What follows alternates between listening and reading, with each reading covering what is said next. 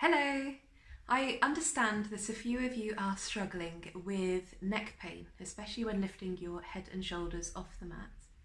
So today it's all about working out how to switch off all these muscles in your neck, around here, how to switch off that strain so that when you're lifting your head and shoulders off the mat, this feels a lot better to you and a lot more possible.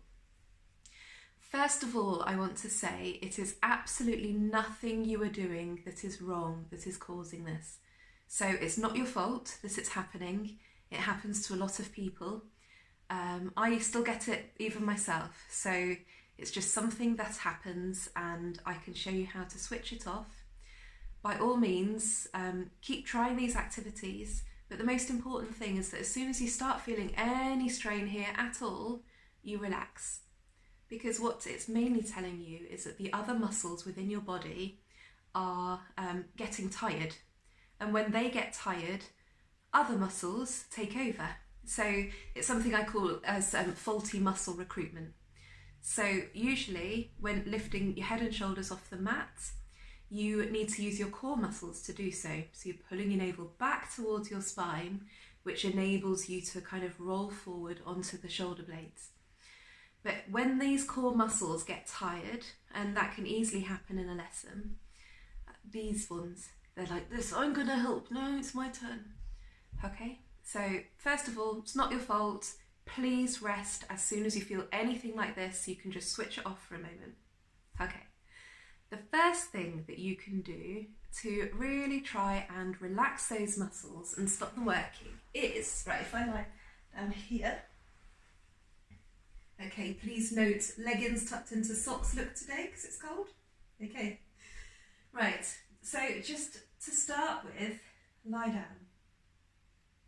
And feel free to either watch me or feel free to do this with me. It's completely up to you. So I want you to lie down and I want you to really try and focus on relaxing everything. So your shoulders, relaxing the shoulders, relaxing your head and your neck, relaxing your tailbone, relaxing your feet. Then you can start with lifting your shoulders up towards the ceiling and then letting them fall back down. So up towards the ceiling and falling back down, which encourages the shoulders to switch off. Or up towards your ears and then relaxing them down. And again up towards the ears and relaxing them down. So hopefully those aspects are feeling quite relaxed now, your shoulders. And then your head. So do a little bit of kind of tilting side to side and up and down. Just finding a nice comfortable position for your head, which should be in the middle. And often we bring a lot of stress into our jaw, and as soon as our jaw clamps shut, you'll be using these muscles here too. So this is where the gurning comes in. This is where you can start really pulling some funny faces. So even smiling, or doing this, bit gurning, sticking your tongue out, any of this, just moving your face around and then letting it relax will help. And we're going to start with working out how to engage these core muscles without bringing these into play. So lying down, keeping everything fully relaxed, I want you to take a breath in. And then exhale as you draw your navel back down towards your spine. And then draw your rib cage also, pressing the back of the rib cage into the mat, drawing the top ribs down towards your hips, down towards the floor. And then release. So taking a breath in. And exhale, engage those core muscles. So you're lifting up the pelvic floor, you're pulling your navel back towards your spine, drawing the rib cage down and into the mat as well. And release. And again, breathing in. And exhale, engaging the core muscles, pulling the ribs downwards. And what you might feel is that you naturally start to want to lift these shoulders up. So trying it again, see what happens if you allow the shoulders to go up. So breathing in. And exhale, engage those core muscles, draw the rib cage down, see how it feels. What it might feel is that actually you kind of want to roll forward onto the bottom of your shoulder blades here. And then release back down. So let it happen really naturally, breathing in. And exhale, engaging those core muscles, drawing the rib cage down, allowing the ribs to lift from the mat at the back, keeping the shoulders relaxed. And release back down. And again, breathing in. And exhale, engaging the core muscles, drawing the ribs downwards as you naturally want to come up. And then release. So now I want to talk to you about head placement. So quite often, as you're doing this, I see a lot of people leaving their heads behind because they're like, no, all the strength is coming from here, so my head needs to be back here.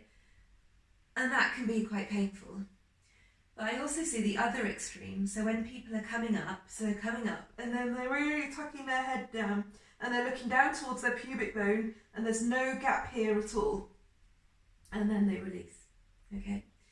And either way, you're just going to be using these muscles here. So what I want you to do is work towards allowing your head to lift up at the same time as your shoulders, so you're coming up in alignment.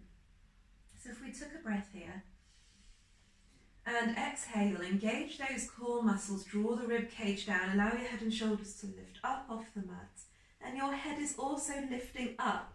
But you're not jutting it forward, you're not tucking it down, you're not leaving it behind. You're just letting it kind of flow just naturally here. So your gaze is to your mid-thighs. So I say quite a lot of eyes to thighs here. And then release back down. And take a breath here. Let's try it again. Exhale, engage those core muscles, draw the rib cage down, allow yourself to roll up, eyes to thighs. And release back down. And again, breathing in. Exhale, engage those core muscles, draw the rib cage down, lifting up, eyes to thighs. And one more time like that, so breathing in. And exhale, drawing the rib cage down, engaging those core muscles, eyes to thighs. And what can also help while you're in this position to try and switch those muscles off, it's a bit more gurning. So you can grin, or you can stick your tongue out, or you can do a bit of this, and then relax, and that will help things switch off. Or you could take a breath in, and exhale, draw the rib cage down, keeping the core muscles engaged. Okay, and if you're feeling tense, and if it's feeling awful, then you release back down, okay? Most important thing, as soon as you're feeling anything in here, the best thing is to lie back down, relax everything fully, reset yourselves, and try again. So breathing in, and exhale, drawing yourself back up, eyes to thighs, okay? And lower back down. And we do all sorts of different placements with our hands. So today I've been letting my hands relax down by my sides. And that tends to help because you're not using extra muscle to hold them in a set position.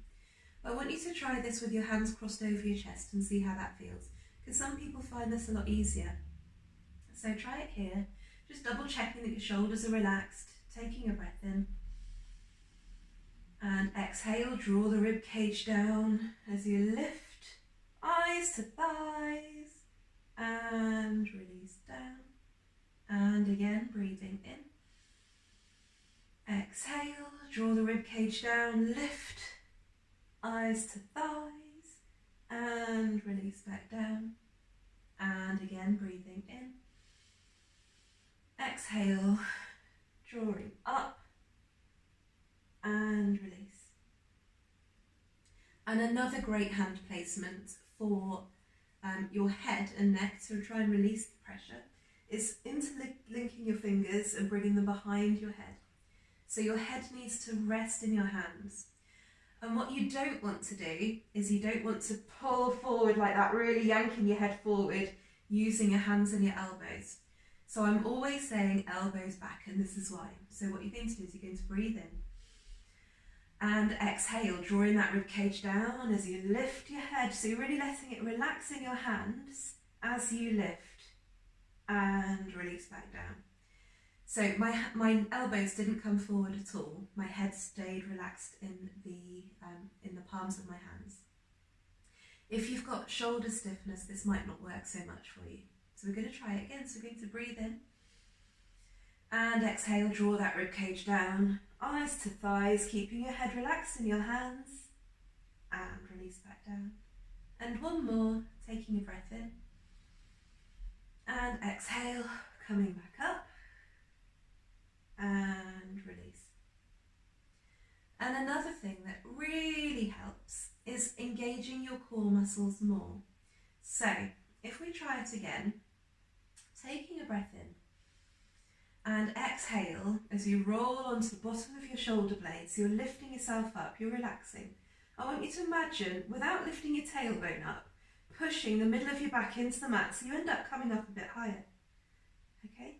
So you're engaging the core muscles more, which stops your neck muscles activating. So let's try it. So take a breath in and exhale. Engage the core muscles, draw the rib cage down, lifting up.